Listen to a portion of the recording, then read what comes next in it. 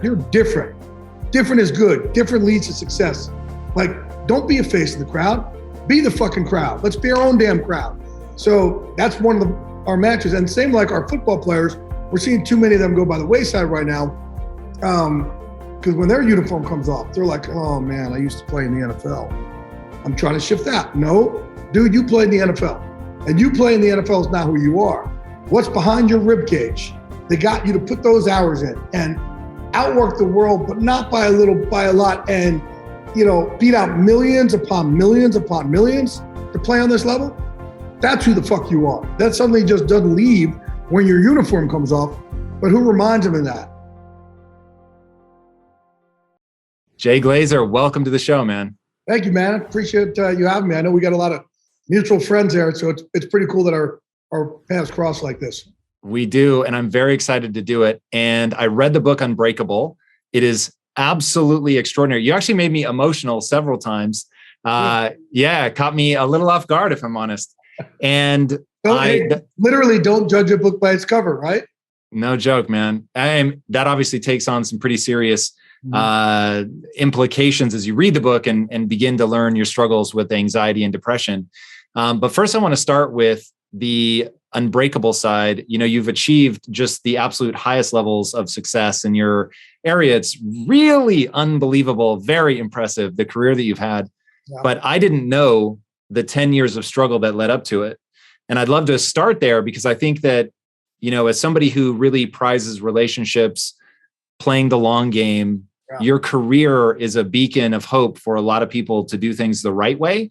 And so it's really exciting to hear. I mean, it sounds terrible, but it's really exciting to hear that it was actually really, really hard for you and that you still stuck it out.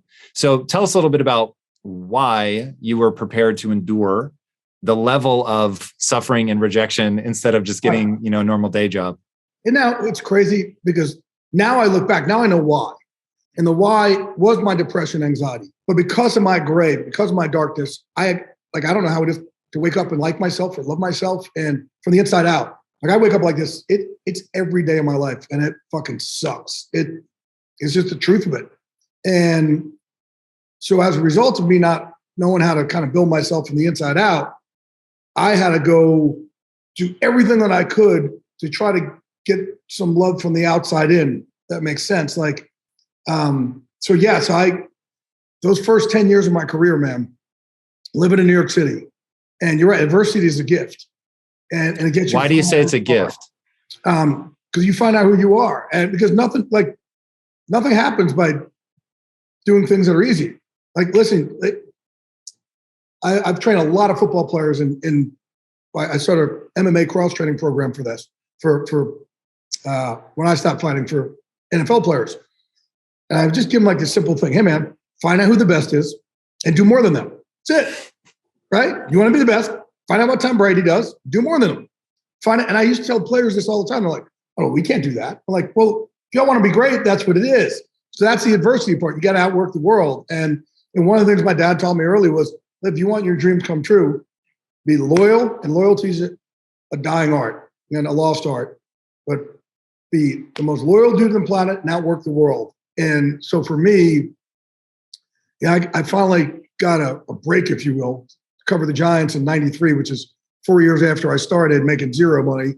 And I walked in that Giant locker room and I'm like, a couple things. One, like, damn, I'm not more talented than anybody in here. I don't have the education, nowhere near that anybody else does in here. And I don't have the experience, but how could I be different? Right? And different is scary for a lot of people. It's not for me. So how could I be different? And one of those is, man, if these cats work 9 to 5, I'm not going to outwork them by a little. I'll outwork them by a lot. And I would go there 7 in the morning, 8 in the morning, whatever it is, until 10 o'clock at night. Like I wouldn't stop. And actually I was so broke, Strahan drove me back in the city every day for 7 years or whatever it was, because I didn't have enough money to go from the subway and the bus out to Giant Stadium and back. So he would drive me, and he lived in Jersey, but he drove me in every single day for years. So I owe him 28 grand in Lincoln Tunnel fare. But I said, I'll be the last dude standing in here. Right. And like whoever says quitting's not an option, it's the biggest moron in the world, because it's an option every day, right? It just sits on your shoulder every day. And the other thing was, man, how could I be different than them? I think back then a lot of reporters used their pen as a weapon. I said, you know what? I'm going to start relationships, and I'm going to build relationships. I'm not going to go for the scoop. I'm going to go for the relationships. And that was harder because it was going against the grain and the norm. And now everything's built on relationships. That's how you do it. But I had to endure the years where I just got crushed by my cohorts for having relationships. And a lot of them killed me and Strahan for having our relationship, used to make fun of us. And well, because you're a journalist, he's a player. You guys aren't supposed to fraternize. Not supposed to be friends, right? But look, we're just in sports, okay? We're not that important. We're not covering the Middle East. We're not covering like real stuff. Like, let's not take ourselves too seriously here. And you're right. We're not, the rules, you're not supposed to, but I looked at it like, well, I'm going to build relationships because my job is to get scoops. Well, with those relationships, those scoops will come. If I just take a scoop and burn a guy forever, well, that's short-sighted. You said the long game. I'd rather have the long game and have these relationships. Jay, this is really unusual though. So, as I'm reading your book, I have the privilege, I guess, of reading it from knowing that you end up being successful. But if you were to hear in those early days, like one of the great stories in the book is that Strahan twice offered to loan you money. He's like, I know you're good for it. And you shut him down. Saying it like, yeah. Like, not only did I tell him, like, I jumped his shit. Hey, motherfucker, don't you ever offer me something like that again. I got that. Don't you ever. And like, whoa. Yeah, that's like, I'll do this. This is on me. To me, you live by a code. And I'm often asked, what does it mean to live life well? And one of the things that I always tell people is you need to have a code. There needs to be some set of rules, beliefs, whatever, about how you think things ought to be done. And so few people have a code. And even if they have a code, sticking with the code would be very hard. And you open the book telling the story of Strahan trying to use the bathroom in your low rent apartment. And he had to hold the string to use the restroom. And it was a powerful reminder of that phase of my own life of where you can, there was a time where I couldn't pay all my bills at once. And so, you're like really juggling things. And it's one thing to have a code when things are going well. But what I want to know is, you were so young and so broke for so long. Why did the code matter to you so much to stick with it? You just got to be authentic to who you are. It's who I am. Right? How'd you become that? Did you create that? Just the way you are? With it. It's just how I've always been, like, throughout my life, I've always been the person that tried to solve everybody's problems, try to lift people up, and probably because I couldn't deal with my own inner problems, right? So I've always been that guy. And the way I kind of look at this could be a little morbid, if you will, but I look at the world and people like, my loyalty will be so high that I'm going to treat people like I'm going to be their pallbearer, right? That's your top 5 or 6 people, and that's it. I'll be your pallbearer. And if I can get 10% of the people I'm with to treat me back the same, I got a pretty good little mafia that I'm walking with. And, and I say it like this, I still get hurt by the under 90% because I don't understand why we all won't do this for each other. And, I don't do things for my friends expecting something back, right? And that's why I think, loyalty, the art of loyalty, man, how can I help someone? Because it helps me to help other people. It helps me cut through my own gray. But you're hoping that other people are thinking about you independently also without ever having to ask. They do, they don't. But I think if all of us do that a lot more for each other, we're not just thinking about, hey, how can I get by? How can I move myself up? How can I do this? The world would be a much better place, and we'd all be able to stress a little less. But I think too many people just kind of take care of themselves and look at how can I help me? I'm just not wired that way. How can I help you? And at least in the moment that I helped you and I lifted you up, that lifted me through my grave for a little bit. I hope you enjoyed the episode, brought to you by our sponsor, Aura. Secure your online presence from hackers, scammers, and noisy advertising companies. Go to aura.com/impact, and when you use my link below, you'll get up to 40% off all plans. Enjoy the episode.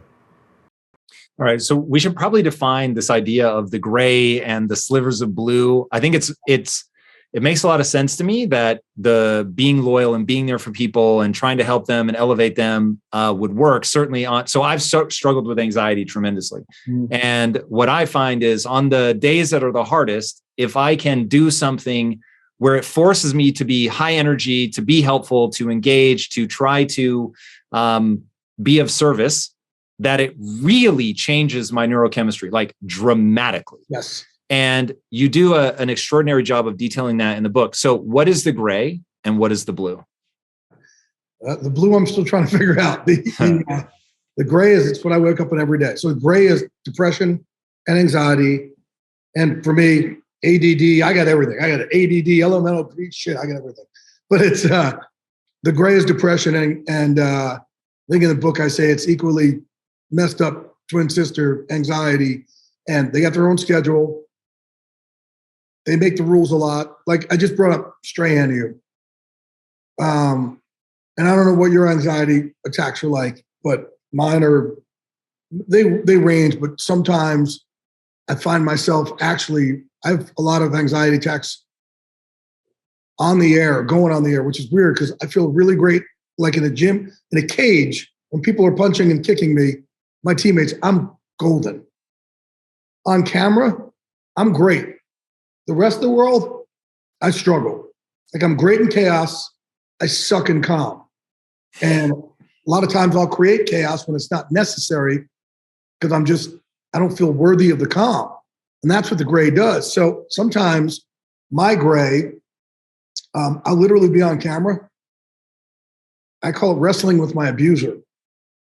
And I get a little, I get a little emotional talking about it because it sucks. Like, I'm like, damn, this is like, I don't deserve this shit, but I didn't sign up for it either.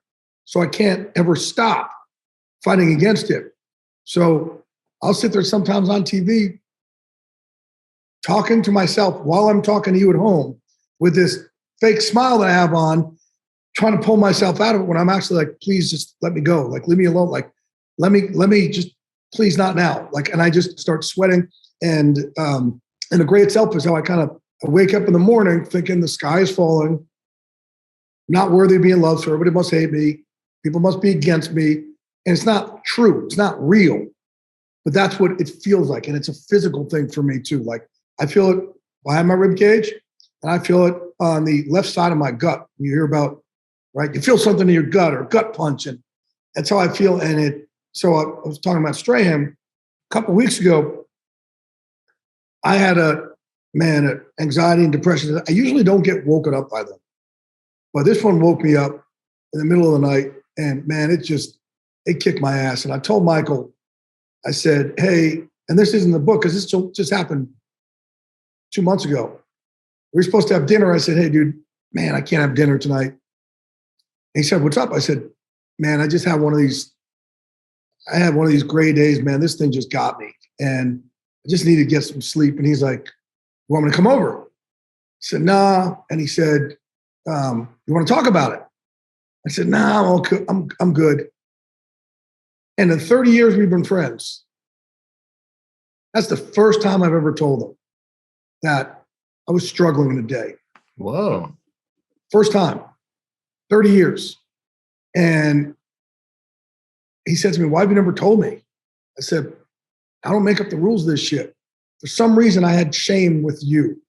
And maybe because we're so competitive. And here's my best friend.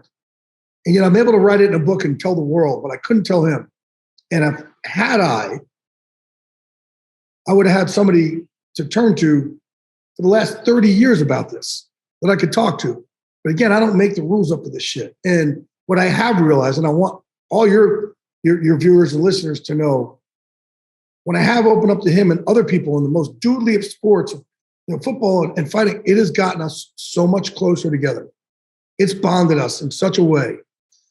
So, yeah, it's crazy how the shame, if you will, kind of takes over. And then what you were talking about, having this, kind of go.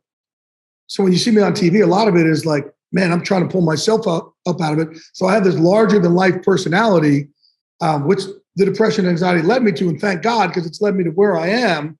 But the larger than life personality is to pull myself up and out of it. A lot of time is to mask the pain. And it's painful. And it's like one of my friends the other day called me and he said, Joke said, man, we always knew you were crazy. You didn't know you were in pain. And now I'm able to talk to people about the pain and I texted these words to Michael 3 days ago for the first time, actually. Now that I think about it. Even this, like, I texted it to him 3 days ago, this about being living in this pain. And it used to get me, because of the pain, it used to get me to have a lot of outbursts, and I had a lot of trouble, and I did a lot of things I'm not proud of. Like, I'm a fucked up, flawed human being. And it's because of this pain. Like, I love everybody, but I'm in a lot of pain. So I do things that are not great for me and others. And, I'm not perfect, and I'm working on myself. So the blue, like you were saying about, I'm trying, and this book is a prescriptive book about how to get us all through the gray to the blue. And by the way, level of gray is different. Like, my level's deep. But we all got something nowadays, especially with social media. We're comparing ourselves to everybody else's filtered fraction of a second. It's bullshit. And we all feel left out, right? How do you not? Most successful people in the world, like, damn, my life sucks. Look what all these people are doing. It's just, so, I mean, it's hard for when people going after the dreams and they think that others have gotten theirs. It's not true. And here I am telling you, I'm the top of the world, and I still don't know how to feel it on the inside. So that and the shit we see on Twitter, the bad, just the amount of hate, like, the human condition is not meant for that, right? So whatever level you're out here of gray, if you will, this book is prescriptive, and the three things are being of service, we just talked about, and there's a lot in the book of how you could be of service. You don't need to have money to be of service. It could be of service on several different levels, but that gives me a break from the gray. And I see blue like I feel all the time like a black and white TV show, right? They'll gray, like, and I Love Lucy, like, that's how I see my life from the inside out. I don't get to see the rainbows and unicorns and the beautiful sky that a lot of other people get to see when I'm of service to people. Like doing this right now, it lifts me up because I know you and I are going to touch some people, and that will pull me up out of some of that darkness. And what I got to do by this, and then also laughter helps me a ton because the gray hates laughter. And that's why you see me on TV all the time, always joking around. When I'm having a panic or an anxiety attack on TV, I will try and crack a joke. The sooner I could laugh, the more it goes away. And I may force a joke. I may just it may not even fit, but it helps me. And that's where I have a whole practical joke chapter, which, this is the perils of being friends with Jay Glazer. And then having a team. And, having a team helps me, but I've been limited in my team because I wasn't so open about this as I am now. So now, like, man, I'm able to build this team with you and everybody else in the world that we can literally walk this walk together. That gets me to see through the gray a little bit more. And I'm working on feeling like I'm worthy of the blue and I deserve it, and string it together days of it. And when I have a good, man, I said to Rondé Barber recently, I said, hey man, today was a good day. And I think great things are about to happen. And I immediately said, I said with this book, great things are about to happen because I'm gonna help people. And immediately I was like, oh fuck, no, I just fucked myself. Now all the gray is gonna come and fight back harder. And that put me in a hole for about a week by saying that I deserved something good to happen. I got stuck in a dark hole. This is the part of your story that is so difficult to comprehend. So I understand people that live in the gray and it just feels like the world is crashing down around them. And this is why I found the book so powerful. So I understand that. I understand people who don't have to struggle with that and therefore can dream big and be successful. What makes the title of your book, Unbreakable, so perfect is that you have this gray crashing down around you, and yet you still find a way to have these big dreams, even when you're not able to say to yourself, I'm going to be like, good things are going to happen to me. But you still fucking drive, man. Like, and this is, if you can help people understand this, of how things can look like they are stacked against you, right? You talk about this with the veterans that you work with in the Unbreakable MVP. Training MVP. Charity, MVP, Emerging Veterans. So through that and helping them reframe, like, yes, something bad has happened to you. Yes, you're in pain, but like, you can sit and wallow around in that, or you can do something. How did you train yourself to do that? I mean, we're talking about a journey that started, like you said, 30 years ago. Dude, mental health could not be talked about 30 years ago. It was like an insta-pass to being shunned. And so how did you put a strategy together and see it through under all of that? Well, it was just like my depression and anxiety motivated me, because I always had that thought of, because you were like, fuck this, like I'm gonna. And if I do this and this and this, maybe this will bring me happiness. If I do this, maybe this will bring me happiness. So it was my journey for happiness. And what I've really learned is it can't come from the outside. It's got to come from the inside out. And that's what this journey is for me now. Like, I've got to learn to love myself from the inside out. It doesn't work. Like, I can't just go get Fox NFL Sunday and be fucking the happiest guy in the world. Like, it's got to come from here. And that's why the motivation for me was convincing myself, man, if I become rich, if I become famous, if I become this, all this shit's going to go away. And it doesn't. And then part of my struggles too, and there's a lot of us out there who are antidepressant, anti-anxiety medication resistant. So I've tried 30 something different medications over the years, and none have worked. Like none. And like Vicodin worked for me. And that was before the opioid crisis. And I was like, wait, I play a sport of pain. Like, when I was fighting, I was like, hey, take these. Oh, fuck yeah, it feels good. And then realized, okay. And that helped with your depression? It feels good. And then until it doesn't, until you go, until you act like more of an asshole to people, because the roommates in your head do not play along nicely with each other. But you're looking for any sort of break from the pain. And there are painkillers. Did you end up struggling with addiction? Not addiction, but I've been pain coach for a long time. Like, a guy started in the 90s. We didn't know any better. Like, I was doing mixed martial arts in the early days. Hey, it's a game. It's a game of pain. Painkillers. Sounds good to me. Like, made a lot of sense to me. But it did cause me a lot of problems when I went out. But yeah, it would dull the pain for me of the gray short term, but cause more long-term problems, especially in my behavior and my outbursts. And me, Vicodin and alcohol, and these are not a good combination at all. And like, man, Mike, for a dude like me who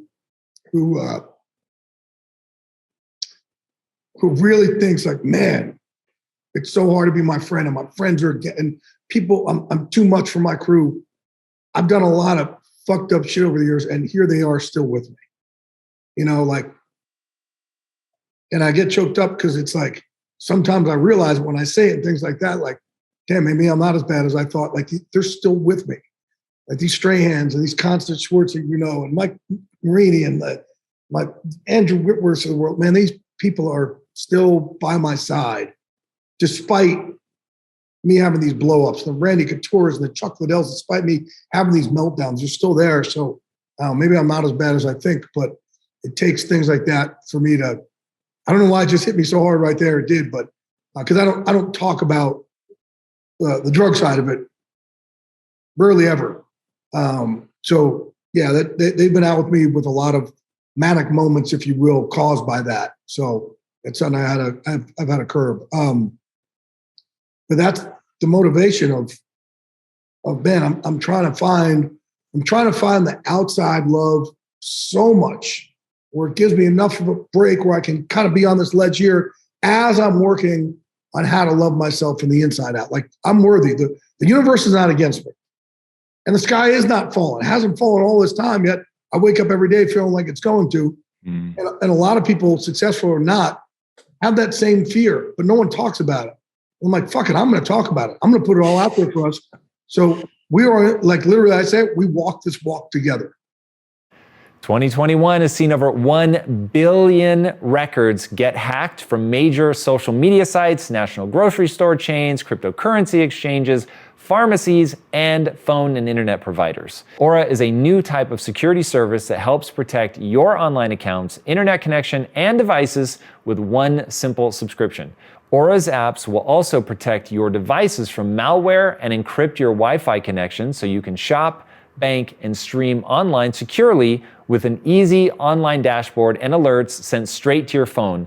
All plans come with $1 million in identity theft insurance to help recover eligible losses and experienced US-based customer support that's got your back.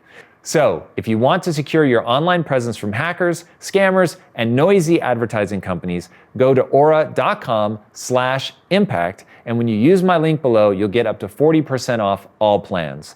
That's aura.com/impact, and you'll get up to 40% off all plans. And Aura is spelled A-U-R-A, aura.com. All right, guys, take care and be legendary. Peace. Yeah, the aggression that you have comes across in the book, and I have to imagine that has served you well. There is something, when you look at people that really achieve the kind of outsized success that you've achieved, there's oftentimes a pain point. It could be dyslexia and feeling like you're dumb and everybody's making fun of you. And so you overshoot things. It could be growing up in the inner cities, like looking at what Jay-Z has done. It's like the inner cities break most of the people that it touches, but the people that get out, they really hit escape velocity. Depression, same thing, destroys most of the people that it touches. But then there's occasionally somebody like you where you're able to focus enough aggression to get beyond it, and you come up with these tools and tactics. Mm-hmm. And for people that don't know all of your background, which is freakishly well-rounded, so obviously very recognizable for the commentary that you do on Fox for the NFL. I didn't know the depths to which, though, you were involved in mixed martial arts. And so that is very interesting to me, and how much you're using that to help players and veterans who have, as you say, lost their tribe. They, transition out of sports. They go from having this big group, or they transition out of the military. They have this whole group around them and an ethos that carries them. And now they're, in an isolation game, which is like the worst thing for somebody struggling. And as you bring them together over fighting, which I think is really interesting. And there's something out of the book I want to quote. This really hit me. I thought this was really powerful. And you were talking about how to become a warrior. You said, this is how we create warriors. You have it all in you. 1, find out who is the best and do more than them. Talked about that earlier. 2, be relentless. 3, push your breaking point, push your breaking point, push your breaking point, push your breaking point. 4, neutral face. Don't ever show you're hurt or tired. And 5, it's your honor to fight hurt. Mm-hmm. And I was like, dude, there's something about that. Like, go hard, fucking don't take it from yourself. Don't take it from anybody else. Like, you can't be weak. Like, you've really got to push through. And there were a couple times, like you were saying, like, I get hard on people that I know are contemplating suicide or whatever. And I'm not trying to villainize that, but like, there is a moment where you just have to fucking say, like, you got to get tough. You've got to push through this.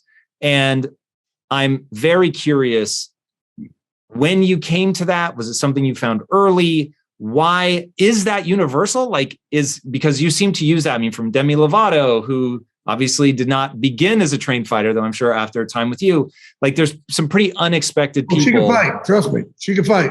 She knocked one of your teeth out, if I remember. Violent little fucker. Yeah, she got my teeth with a spinning elbow that I taught her. And, we're not supposed to do that to each other in the cage. And all of a sudden, wow! I'm like, you got to be kidding me. And then, knocked my tooth out, and she was so proud of herself. And then she's like, I'm sorry. I'm like, you're not sorry. And then, obviously she did a whole sorry, not sorry thing. But it's interesting. The thing you're talking about, the unbreakable mindset, right? Find that warrior. That's what I use for our athletes. Okay, that's the athletes. The other part, the MVP part, which, we take former combat vets and former first NFL players, but now ex-fighters, Olympians, NBA, NFL, NHL, MLB, anything. We put them together because one of my things in here is you got to have a team, right? Well, when that uniform comes off and you lose your team, that's scary as shit. That's when the roommates in your head really start talking to each other. So I said, man, I know they didn't do the same job, but combat vets, they look up to pro athletes. Pro athletes look up to combat vets. Let's build a new team, put them on a new team, and let them build each other up. It's peer-on-peer counseling, if you will. and I use a lot of the stuff in this book as our mantras and as our teachings. And I learned a lot from them in our talk. So we train together for about a half hour just to give you a burn. Then after, we have these hour and a half mental health huddles. We just sit there and we just talk our shit out, open up. And like for our vets, like they're ingrained not to have individuality and they're ingrained not to talk about it. So how are you supposed to get through the transition if you don't talk about what you've done? Everybody else lies on their resume. Combat vets don't talk about their resume. Well, it's hard to get through the transition if you won't talk about yourself. And so it's one of the things, I kind of get on them about it. Like, hey, they have all these, like, you go overseas and you do incredible things. You've saved people and you have grace under fire, courage under pressure. And then they come back over here and they're like, oh, I'm different. Oh, I don't belong. And I'm like, no, fuck that. You're different. Different is good. Different leads to success. Like, don't be a face of the crowd. Be the fucking crowd. Let's be our own damn crowd. So that's one of our matches. And same like our football players, we're seeing too many of them go by the wayside right now. Because when their uniform comes off, they're like, oh man, I used to play in the NFL. I'm trying to shift that. No, dude, you played in the NFL. And you play in the NFL is not who you are. What's behind your rib cage? They got you to put those hours in and outwork the world, but not by a little, by a lot. And beat out millions upon millions upon millions to play on this level. That's who the fuck you are. That suddenly just doesn't leave when your uniform comes off, but who reminds them of that? So I put them together so they can remind each other of that. And yes, you got to be around. Suicide cannot be an option for us because, I know you're in pain, but then you're leaving your pain and putting it on us. Like, don't do that. You got to stick around for us as much as it sucks and hurts. And like, we've had a lot of members attempt suicide that now haven't since they've been part of MVP. And every single one of them has saved somebody since. So like, you never know what lies around next Tuesday. But if you hold on, like, you could do something that can impact somebody else so greatly. And then the people that they saved, they might end up saving 10 people, 100 people, 1,000 people, 100,000 people. I've gotten saved. So, I'm able to, and I say save, I'll never get to the point where I will kill myself. Man, I get to the point where I'm like, man, I hope something takes me out. And if something like that happened, if I didn't, like in the end, you saw my last chapter, I'm on a gurney in Cedars-Sinai, because both my lungs aspirated. And if I just gave up there, there'd be a lot of people who wouldn't be with us right now. Right. So I've got to make sure that I'm there for everybody. And I can promise you this, man, our crew, and we've had this in our huddle, and you'll see, you read it in the book, right, about those have made that, unfortunately have that decision. I can guarantee you they're in whatever afterlife you believe in, I guarantee you they're not up there seeing everybody cry like, yes. They're up there like, oh my God, what did I do? No. So I point this out to our group and say, this is your chance to have I bet you they wish they can have a take back now. Well, this is your opportunity to have a take back. For those of you who attempted it, this is what you'd have left behind. And you get to see it firsthand. I know you don't want to leave that behind. So it's really made a huge impact. So that's the MVP part. And I know that's a lot. We're in 7 cities right now. We had 3 Zooms a week. And it's me just grinding and my crew trying to raise money. And it's free for all vets and combat vets and active duty military who are in combat zones and pro athletes also. So we're in 7 cities. And that's vetsandplayers.org is our website for that. So I'll take a little breather there because then the other part was the Unbreakable part. Yeah, to me, I read the book feeling like the two things were interconnected. And I'm curious if you see it that way. So the book obviously begins with, how hard your career, first you set us up with the gray, and then you talk about, look, I really struggled for a long time to make it. You detail things out. It is so inspiring to see how hard it was and how long it took you, but how you live by that code. You were super consistent. And throughout the book, you do a couple times where you're like, okay, here are the keys to success in this. You talked about some of those earlier. And then you get into this warrior mentality and how we can all build that inside of ourselves. And if I remember right, that was tied to this, where people are struggling. Well, that was tied to the gym. So it was funny because when I first did the book, people have asked me to do a book being the NFL insider for years. Like, oh my God, the secrets you must have. I'm like, yeah, I ain't putting that shit out. So, I'm not looking over my shoulder for the rest of my life. And I probably put out 1% of what I know on the air because it's also build relationships. I don't want to burn people. So I want to continue to have the most inside information as anybody else. If someone deserves to get burned, they deserve to get burned. But for the most part, I'm not trying to look at it and screw someone over because I know something dicey on them. So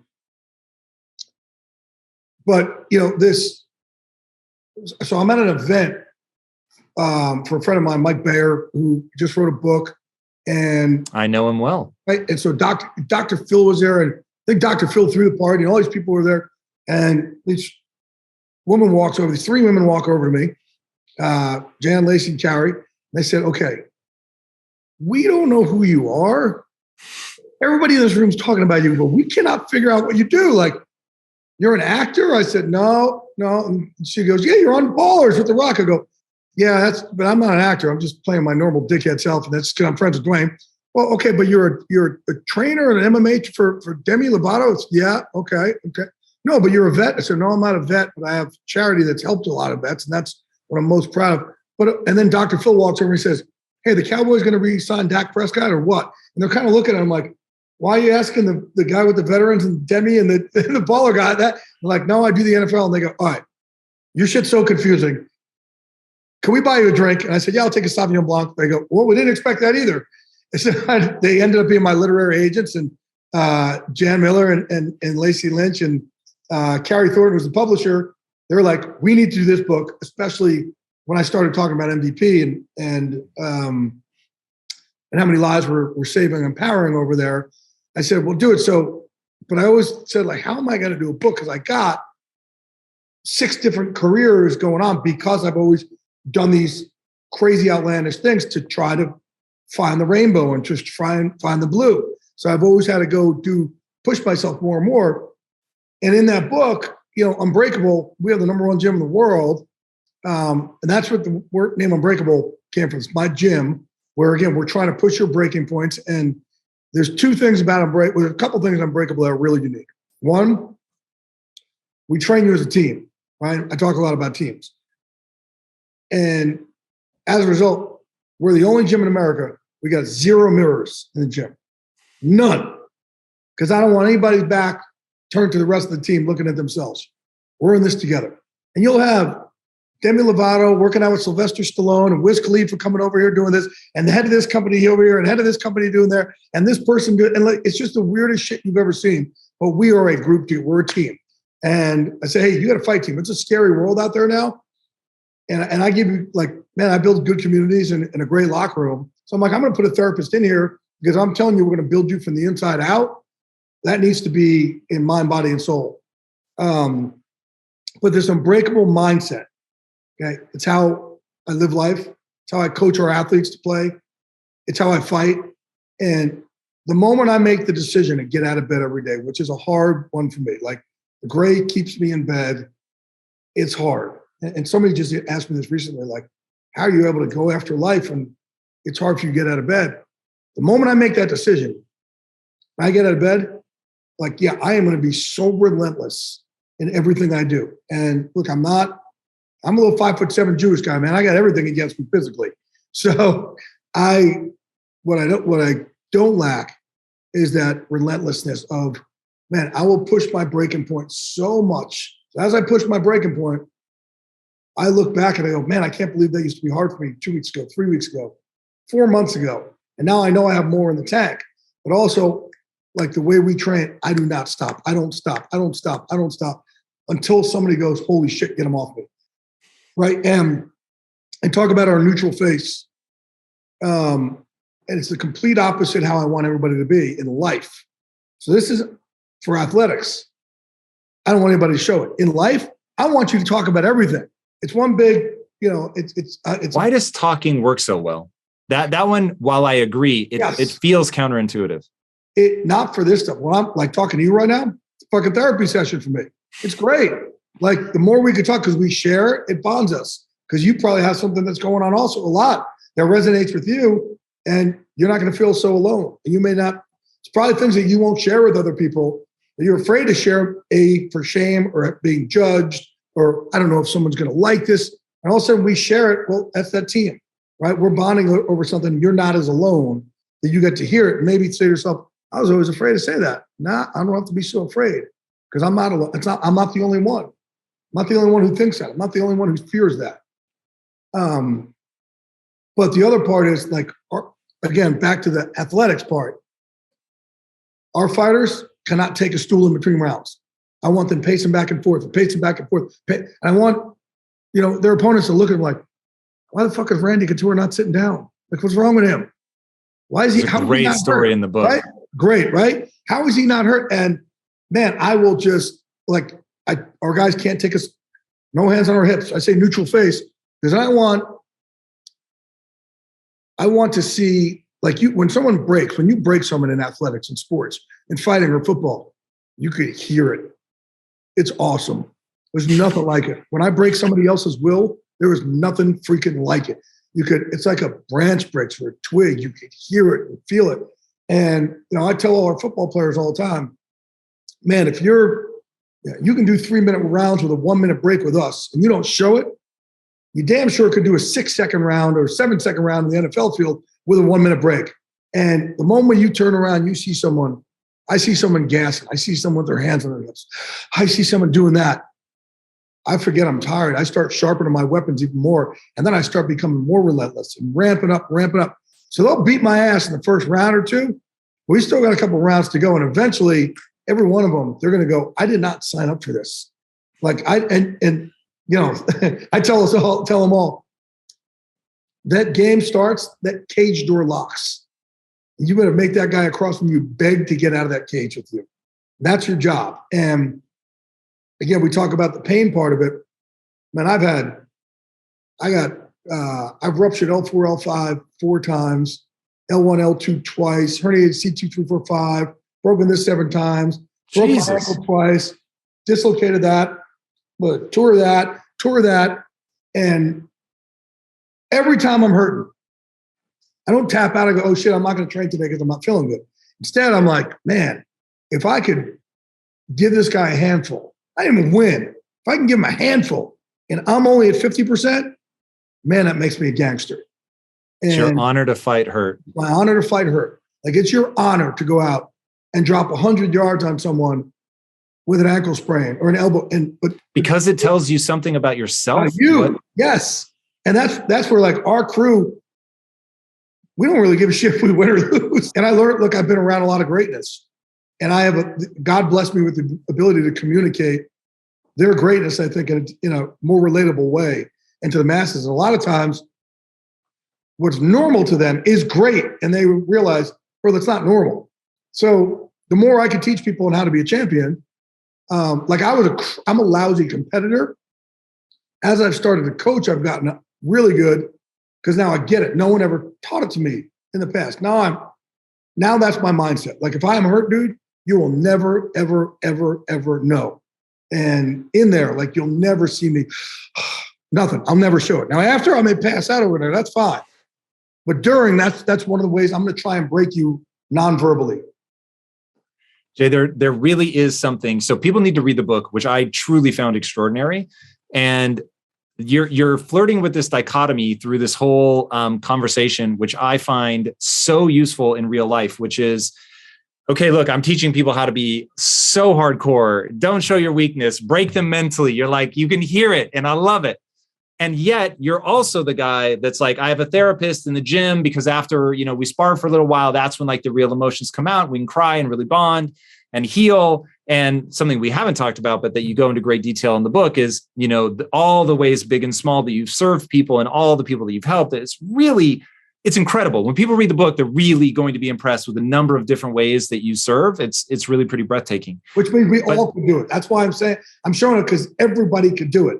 Like, here's the truth, Jay. You talk about shooting straight. I'm going to shoot you straight. The reality is most people can do one or the other, but they can't do both. And this is what I find interesting, that you both, in the ring, when you're training, you want to break somebody's will in that competition. And you want to love them and protect them. And in the book, you must use the word teammate 300 times. I mean, it's you refer to the reader as your teammate, which will make sense when you read the book. But because I can't be alone, because I don't like getting stuck with this. I don't know how to love this dude or like this dude. So I need teammates so I never feel alone. Yeah. It's really important that I think people learn. So I talk about it in Star Wars terms, that there's a light side and a dark side. And that if you eschew one of them, you've given up half of your options. Mm-hmm. And the dark side, breaking a competitor's spirit, if you can do it well, where it's like, hey, in this moment, we slip into that mode. And then in the other moment, we would never dream to be in that mode. But so there's this idea of the meek shall inherit the earth. And I heard an interpretation of the word meek to mean, instead of weak, which is how I always assumed it to be, instead of that, it means somebody who is strong and very capable of fighting, but they keep their sword put away. Mm-hmm. If you are not dangerous, then you are not being gracious by not getting into a fight, right? I heard that from Firas Zahabi. I don't know if you know him, but MMA trainer, amazing guy. Yeah. And I was like really struck by that statement. Wait, say it to me again. If you are weak and don't know how to fight, you are not being gracious by, avoiding conflict. You're avoiding conflict because you're going to get your ass beat. Right. If you're Firas Zahabi and you're a trained mixed martial artist and you know that you could fuck this guy up 6 ways a Sunday, and you decide to leave it be, to calm the situation, there is gratitude in that. There's gratefulness. There's a gift. There's graciousness in that. Yes. And that to me is what your book encapsulates. This is, look, you fucking struggled, man. But this is not the book of somebody who has had it easy and therefore was persistent. It is a story of somebody who's struggled in every way imaginable, still managed to keep a North Star and move towards it relentlessly. When people hear you detail out those 10 dark years, dude, it is unbelievable. And then punchline is, oh, and by the way, I spend all my time loving on other people because of that. It echoes back, right? So it's this incredible tale. And this is what I think life should be for everybody, is to find that ability to both break somebody's competitive spirit and find joy in the ability to pull that off. And at the same time, care about that person as a human and love people so much that I can only imagine how many times you've taken phone calls and like suicide watch and all that. It's like you deal with heavy shit. Yeah. But dude, Jay, I am not glossing over how much you continue to struggle. But what I want people to hear in your story is that this is somebody who has built up every tool that he can. You are slathered in muscle. You know how to fight. You're quick-witted. You have proven tenacity and loyalty win over everything. It is an amazing journey that you take people on in your life, which you happen to have detailed in a book. It is not surprising to me in the least that you have collected this extraordinary group of people in your life. Every one of the people that I know that you know are incredible human beings. So anyway, your book details a strategy that I think is breathtaking. Thank you, man. I really appreciate that. That's a wow for me, man. That's a big wow factor for me. I appreciate that a lot. Again, things like this, like I'm trying to piece a lot of these together so I can learn how to celebrate myself from the inside out. I know how to do it from the outside and, hang with all our friends and party and this and that and, fight and all that stuff. But for the inside out, that's where the pot of gold at the end of the rainbow is for me. And this is the next step for me in trying to figure that out and attain it. In the meantime, I get to use my pain to help other people through theirs, right? I can use my own gray to help people through their darkness. And that for me is, man, that's, probably why God put me here and found my why. I told him this to Stray the other day. I said, I think I found my why for the first time. I think I found my why. So I appreciate it. And again, I don't try and figure life out. Like for years, I'm like, damn, fuck, why are you like this? Why are you like this? And I don't try and figure life out. I don't try and figure out why good things happen to bad people and bad things happen to good people and all that stuff. For me, now I kind of know the why of, man, I had to go through all this so I can help other people through theirs. I get it, man. I respect it. So glad you wrote the book. Where can people follow along with you? Where can they get the book? Oh, you can go to HarperCollins or Amazon or Barnes and Noble. It's sold everywhere where you would normally buy books. Audio tape. Audio comes out soon also. January 25th is the launch date, so go on, pre-order now. I do the read for the audio version. So yeah, the way I talk is the way I write, as you probably saw. I'm honored. Like The Rock wrote my foreword, which is like, man, like such an honor. And he and I are able to get deep in it also, which is just great, where he could use, he wanted to do it because he's like, hey, you're going to be that voice of the gray for all of us. And again, here's the biggest star in the world. And we all have some gray that I'm hoping to be this, like I said, hoping to be a light for people through their gray. So maybe they'll help me get through mine. So, and then, yeah, if you go to my Instagram or Twitter, there's a link on it there also. But yes, I would love y'all to walk this walk with me. And the more teammates we can have, and I want people also to share in their own struggles with this, with other people who are like, when I've been on social media in real time, like, hey, this is what this shit feels like. Right? I don't want to do filtered crap and make people feel worse about their lives. Like, this is it. So when you see those, comment. If you're struggling, comment. It's been really cool to see other followers then lift them up and be teammates together and help them out. And also, like, it's good for us to remember to celebrate and love ourselves up, right? So things like this allow me to celebrate myself and love myself up. Gee, it's even hard for me to get it out, like celebrate. No, oh shit, it's hard. It's really hard for me, man. It's legitimately hard. But things like this get me a little bit more toward where I need to get to that blue. It's amazing. The book is amazing, guys. If you have ever struggled with anything, whether it's just having a hard time achieving what you want to achieve in your life, this book, trust me, is for you. If you've carried the weight of any kind of mental illness that creates that sense of overwhelm, that things aren't going to go your way, this book is definitely for you. If you want to laugh, this book is for you. It really, really is phenomenal work. Jay, thank you so much for coming on the show today, man. I really appreciate it. And Unbreakable is things that could have broken us, but didn't. That makes us unbreakable. Like all our scars. Again, be proud of your scars. Be proud of the stuff that has knocked you down. Be proud of the crap, the adversity that you've gone through, and it didn't break you, and you came through that other side of the tunnel. That's what being unbreakable is. I like it. Appreciate it. Thank you. Guys, speaking of things that will help you become unbreakable, if you haven't already, be sure to subscribe. And until next time, my friends, be legendary. Take care. Peace.